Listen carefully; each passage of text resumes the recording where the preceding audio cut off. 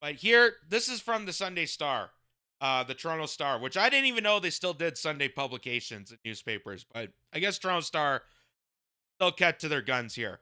And it says Canada hits back on Trump tariffs.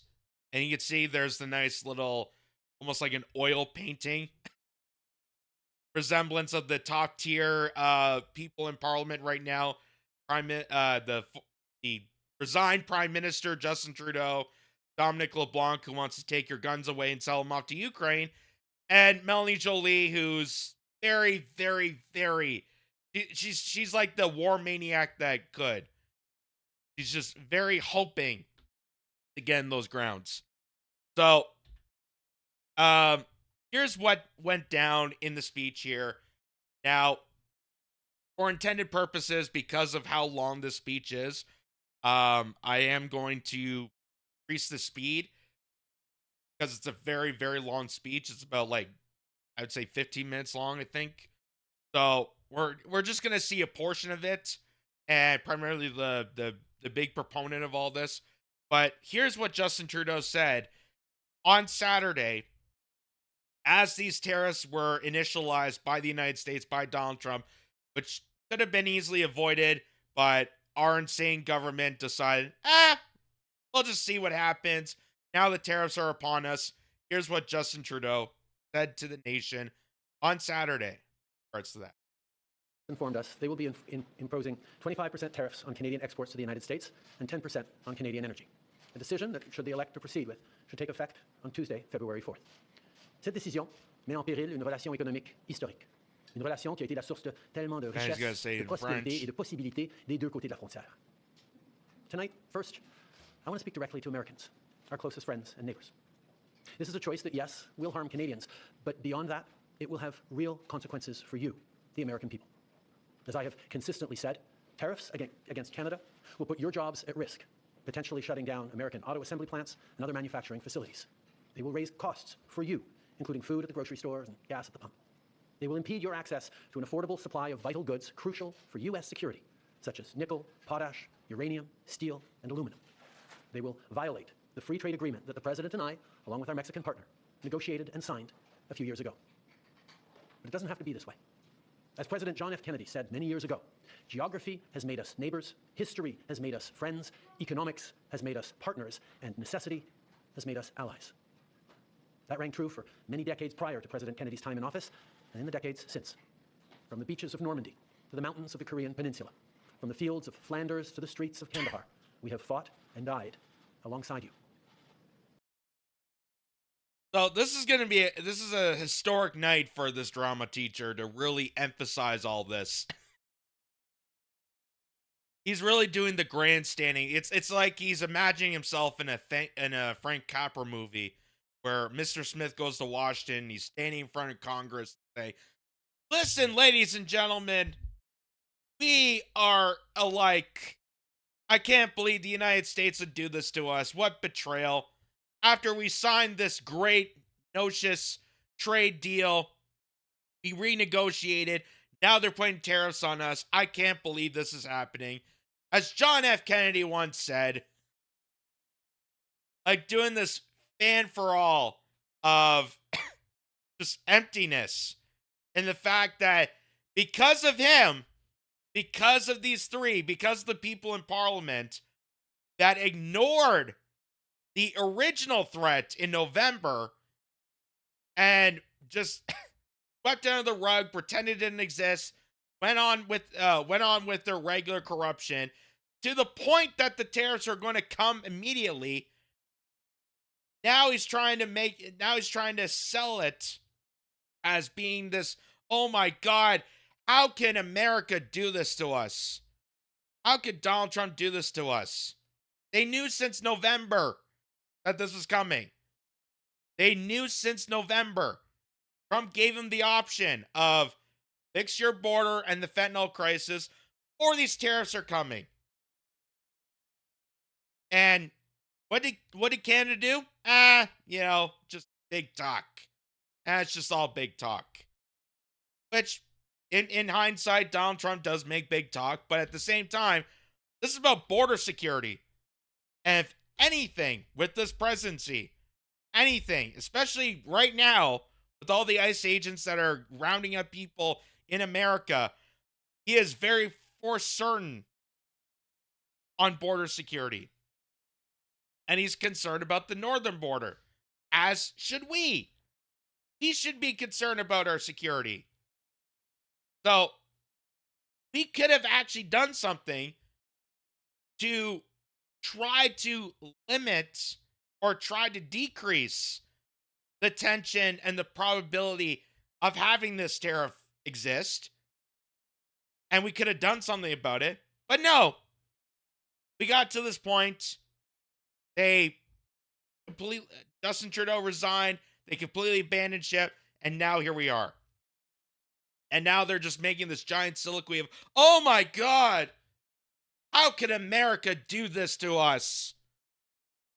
I thought we had a great relationship. Like, it's like Justin Trudeau's doing a really long breakup speech. It's like watching the end of a rom-com. I thought I found the perfect person, but I had to listen to a few John Mayer songs to finally figure out what love is. During your darkest hours, during the Iranian hostage crisis, those 444 days we worked around the clock from our embassy to get your innocent compatriots home. During the summer of 2005, when Hurricane Katrina ravaged your great city of New Orleans, or mere weeks ago, when we sent water bombers to tackle the wildfires in California. During the day the world stood still, September 11th, 2001, when we provided refuge to stranded passengers and planes, we were always there, standing with you, grieving with you, the American people. Together, we've built the most successful economic, military, and security partnership the world has ever seen, a relationship that has been the envy of the world. Yes, we've had our differences in the past, but we've always found a way to get past them. But now he's going to try and list off and reminisce about, remember the great times we had? Remember all the important things? We send the firefighters down to California because you guys screwed up. Hey, do you remember the time 9/11 happened and we took people in? Hey, do you remember the time we sent troops to Afghanistan because you had troops in Afghanistan? Which, by the way, we still have troops in Afghanistan. And like I said, we did a story about the guy that was recovered, got out of the Taliban prison in Afghanistan. My conclusion of that was, why are we still there? Why are we still having active soldiers in Afghanistan where we know we lost the war? Why are we still there? Why do we still have troops in a terrorist place that the United States has invoked and propped it up for so many years? Then we had to go over there to fight the creation of the Taliban, thanks to people like Hillary Clinton and the Democrats and Republicans and the military-industrial complex, all coordinating together to create these terrorist groups in Afghanistan. And yet somehow we're still over there. After 20 plus years. How are we still over there? What purpose do we have? Osama bin Laden is dead, apparently.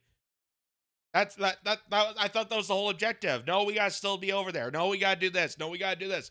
The American troops pulled out unsuccessfully. They pulled out and they left a bunch of weapons there to the terrorists, so they have an excuse to go back. So why are Canadian troops pulling out? How about we get them out of there, return them back to Canada, and help defend the border? That'd be a great idea. That seems like a win-win for everybody. But they don't do that. They don't do that. But here's now Justin Trudeau, because now these tariffs are coming in. Now he's got to, get his game face on. The drama teacher has to be serious now. Doing a phony little monologue here about reminiscing about the good times and, oh, woe is me. Why would you put this on me? Is it me? I thought it was you. Like a horrible breakup of one of those like Lifetime Hallmark movies. But here's what Donald Trump said on his Truth Social account. This is on Saturday, the day of the tariffs. He says, today, I have implemented a 25% tariffs on imports from Mexico and Canada, 10% on Canadian energy, and a 10% additional tariff on China. So, Mexico and Canada, I kind of understand because that was the original intent, was to put the tariffs on or fix the border. That was the ultimatum. That was the negotiation that Donald Trump put in place. The 10% on China. The 10% on China kind of, blows my mind a bit. Not because not because it's crazy in the fact that all the consumer goods, all your manufacturing is shipped over to China, and you're putting 10% tariffs on the American businesses that were told to ship their jobs over to China to make a quick buck through their own government, and now that government is putting a tariff on those goods. It just seems crazy. Like, what, you're just going to increase consumer goods of America. Think of all the products that come from Walmart and Amazon and Temu and dollar stores. They're all coming from China. Are you still going to have a dollar store if there's a 10% tariff on the inventory from dollar stores? This was done through the International Economic Powers Act because the major threat of illegal aliens and drugs killing our citizens, including fentanyl. We need to protect Americans, and it is my duty as president to ensure the safety of all. I have made a promise on my campaign to stop the flood of illegal aliens and drugs from pouring across our borders, and Americans overwhelmingly voted in favor of it.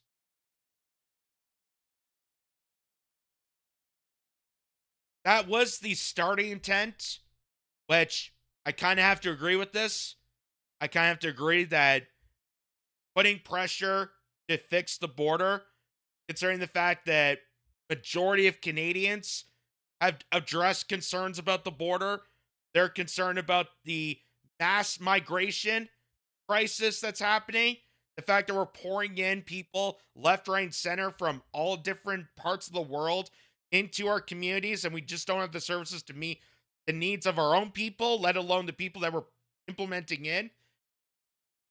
But Donald Trump has now expanded this, and he has stated that he wants to fund the government through tariffs. He wants to eliminate the income tax and fund all the government's responsibilities through tariffs, which I gotta tell you, that's going to be a very wild experiment. That's going to be a very, very wild experiment because I've never heard of a single country or a single leader ever trying to do this. And if it fails horribly, if we get mass inflation increasing, which is what MAGA doesn't want, none of the Americans want that, none of the Canadians want that either. If that's what happens, then Donald Trump's going to be kicked out of office quickly. And considering the fact that he's not seeking re-election, he's not going to lose much. He's not going to lose much, but this is a very wild experiment. I got to say that. And I don't know how well it's going to work out. I don't know how well this tariff thing is going to work out for people. So, here's some of the reaction from our ministers here in Canada responding to Trump's tariffs. Again, they knew since November, but it seems like this is the mind trick. This is the governmental psychology that they're trying to use on you is, hey, let's not remind people we had since November to fix up our act. Let's just tell people how drastic this is that the tariffs put upon us now. Like, they forget the first and second act, but they go right to act 3 of this charade. So here's Bill Blair, who's the defense minister, and he says Americans are our closest friends and allies, but the tariffs being imposed by the United States on Canada are unjustified and unreasonable. The government of Canada has announced countermeasures to protect and defend Canada's interests, consumers, workers, and businesses. Again, they're making it sound like they didn't know about this till now. And considering the fact that the government of Canada has undermined a lot of our interests, consumers, workers, and businesses, including the fact that they should have took this tariff threat more seriously and done something about the border. Actually secure it. Secure the amount of immigrants coming into the country through a legal passage. Meaning that the amount of people that come into the border, they need documentation. They need the paperwork. They need to be proactive and making sure that we have legal immigration. I'm not against immigration. I'm very much pro-immigrant. But we can't have what we have now, because our system right now is absolutely chaotic. We have human trafficking measures. We have a human trafficking crisis in this country, with thousands upon thousands of reports coming out of BC. They're coming across that border. They're coming through cargo ships. That's why the port of BC was protesting, not just for their finances, but also to open up the crates. Because they kept hearing noises. They kept hearing children scream in the cargo ships. There's human trafficking, human smuggling.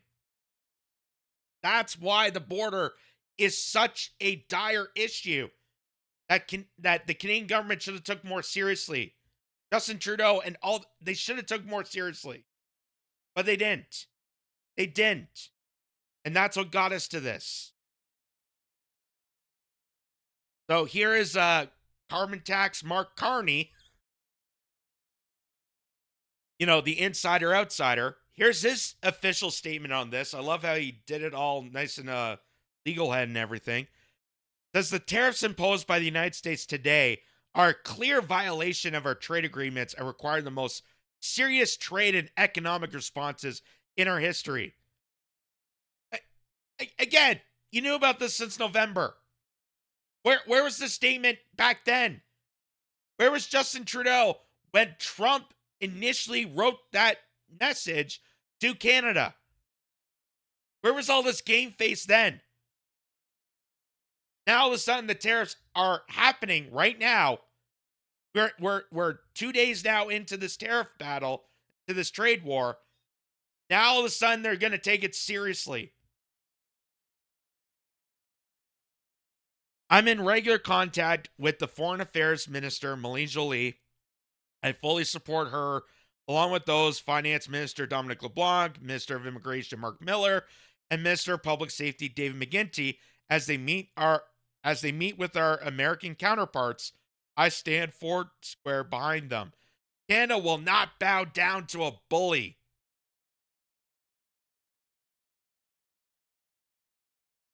This is hilarious. This is what makes it so cartoonish. Literally, Donald Trump put front a deal. Put front a negotiation. They're making it sound like Trump in the middle of the night decided, tariff Canada! Just out of the whim. No, they had since November, where Donald Trump said, specifically, fix the border crisis, fix the drug trafficking with fentanyl, or we're going to put tariffs on. It's as simple as that, folks. It's not him being a bully. It's the fact that it's so chaotic that Donald Trump had to do something to push our government to actually implement something, to get to action, to respond to the crisis of the border. Canada will not stand down to a bully. Jesus. We won't stand by an illegal U.S. tariff hurts our workers and their families. As Canadians, we need to face this challenge as one united team. Well, turns out that united front got disbarred. Turns out you don't know what the hell you're doing, because you're trying to run for liberal leadership. Chrystia Freeland's trying to run for liberal leadership. Justin Trudeau has resigned. Nobody has any idea what they're doing. And the only person that actually responded to this and actually wanted to negotiate with Donald Trump was the Premier of Alberta, Daniel Smith. He got the extension. He got us to an extension to February 1st for us to do something. And none of you did anything. You just allowed this to happen. And now here you are trying to, again, play this make-believe game face character. Oh, I'm going to take this real seriously now. And screw the rest of the country over. Because in some way, I think that they want this. They want this tariff war. They want to pick a fight with Donald Trump, and they think they're going to win. When they should have actually responded accordingly, listen to Donald Trump, listen to Americans, listen to Canadians, that we all agree that our border is a mess, and if we don't have a secure border, you don't have a secure country. And we might as well just give up our sovereignty. So here's Melanie Joly, our foreign affairs minister. Canadians have been nothing but the strongest allies and the best neighbors to the United States. These tariffs are completely unjustifiable, and Canadians are united in the face of the economic threat. Canada will not back down. You had an option. And you chose to ignore it. And you made the situation worse. And because you made the situation worse, the tariffs happen. And you pretty much stabbed the entire country of Canada further in the back. On top of all the many other daggers that are stuck in there from this administration. So, underneath it, this woman, Jasmine Lane, comments, "Come on, girl, your party has insulted, I think it's supposed to be, your party has used to insult Donald Trump as your game plan for the last 4 years. You've been a mean, backstabbing friend to the nation. Or, I would say even longer than that. It's been going on since 2016. When the Canadian media that used to be actually credible decide, forget it. We're going to copy word by word, verbatim, of every single lie that CNN, MSNBC, and the rest of the American media, and we're going to push that towards Canadians. We're going to tell Canadians that Russia somehow hacked the American election. We're going to tell we're going to tell our own Canadians that they're a bunch of domestic terrorists. We're going to call them racist when they when they come together to protest against the mandates. We're going to lie to Canadians for over a decade. And it's partially because of that. Because they think they're going to stand up to Trump. They're going to stand up to this bully. Because having Trump in office is a threat. It's that cold sore that exposes the whole game plan.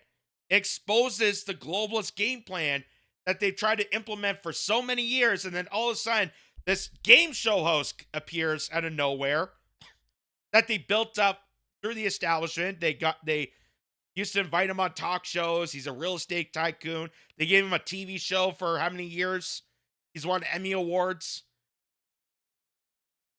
And then he decides to go into politics. People roll the die for him to become president. And all of a sudden, that awful man. He's ruining our dream, our plans.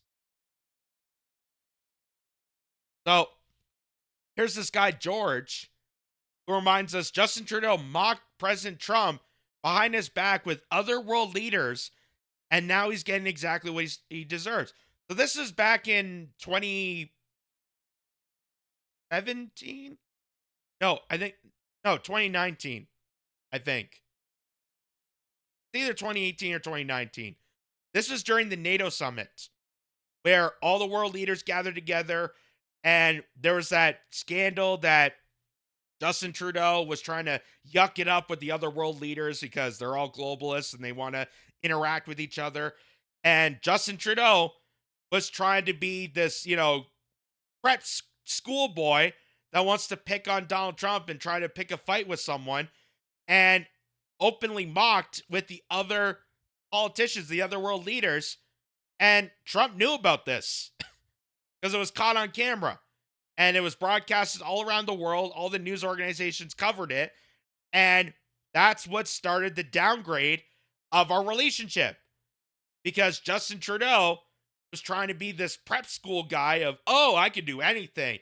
I'm the silver spoon child of a former politician who also was prime minister and made havoc in Canada. I can get away with anything.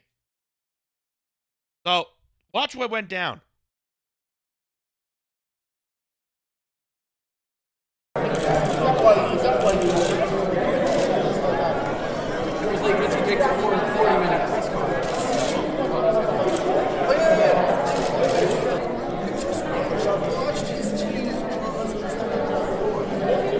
Now, in a huddle alongside Princess Anne and Boris Johnson, Justin Trudeau and Emmanuel Macron were caught discussing a 40-minute press conference.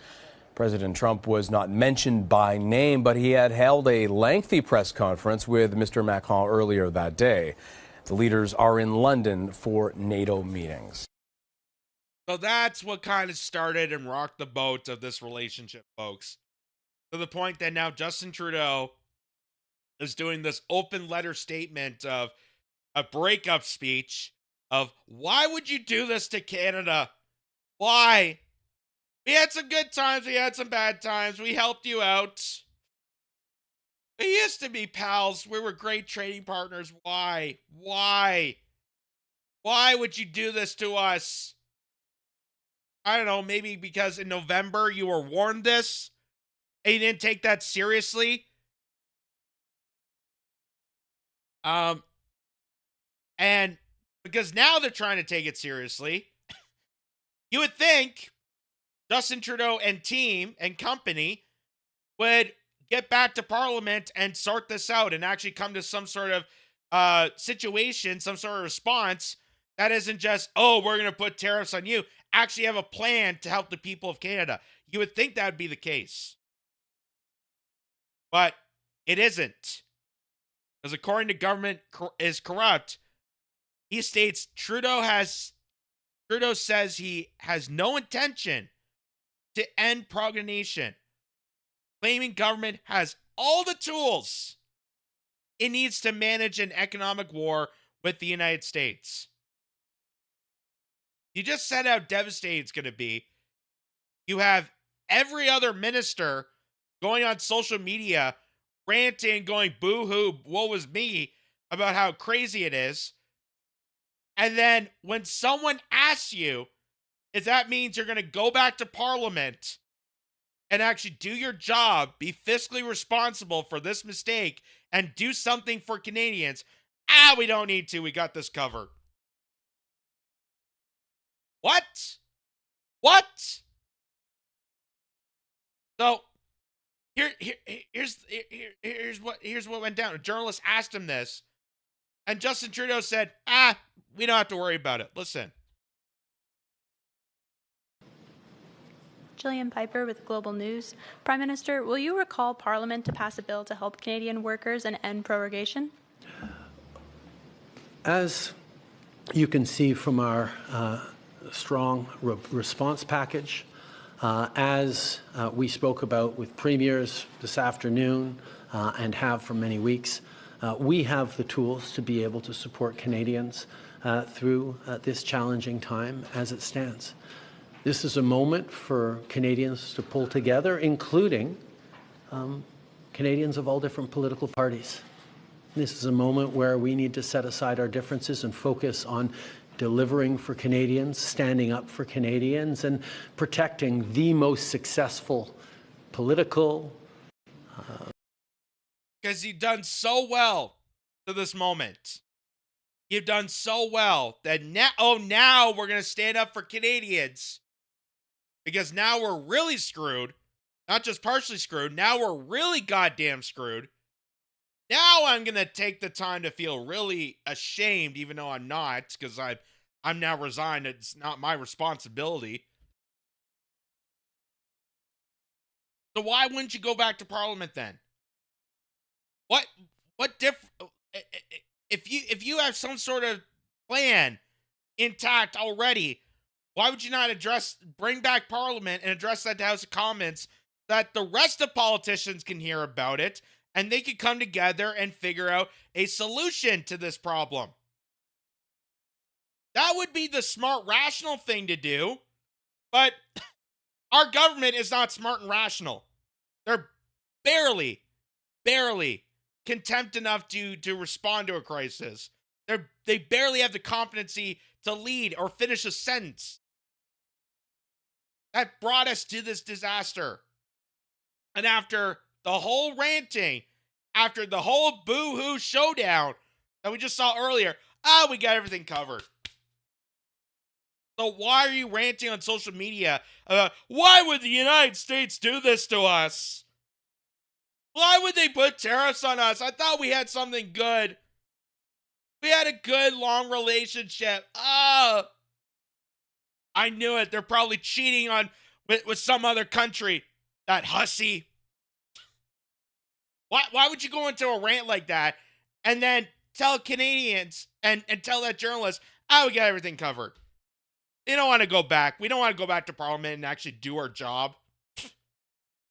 Come on.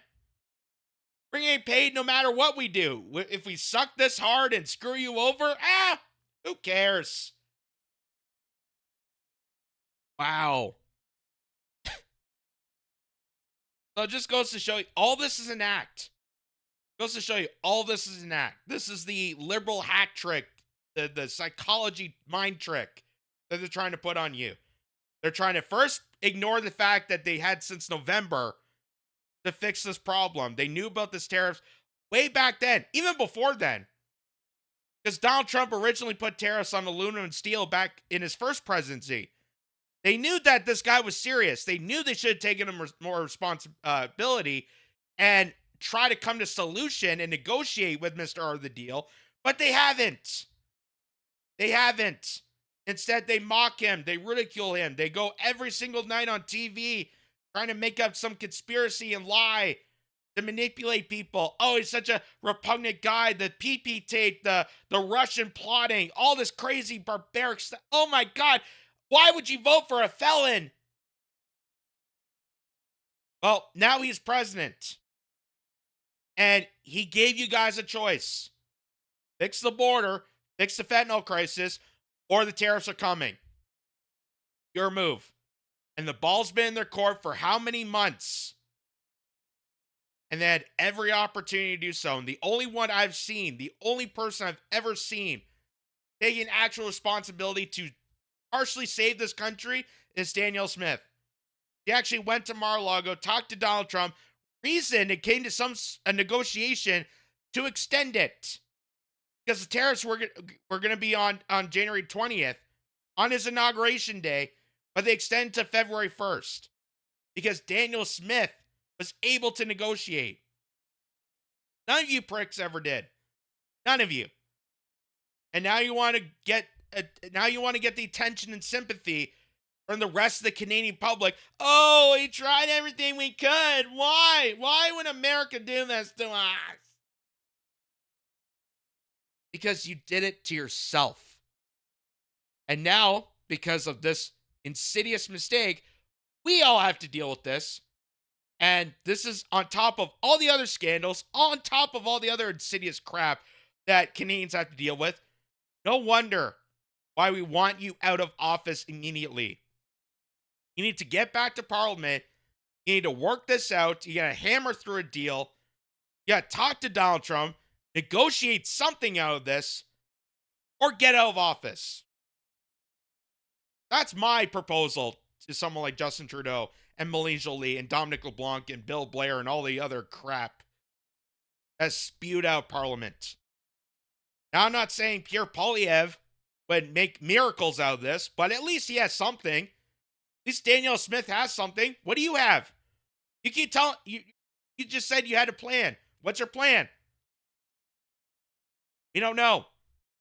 But right now, people are confused, frustrated, angered, anxious. They don't know what's going to happen.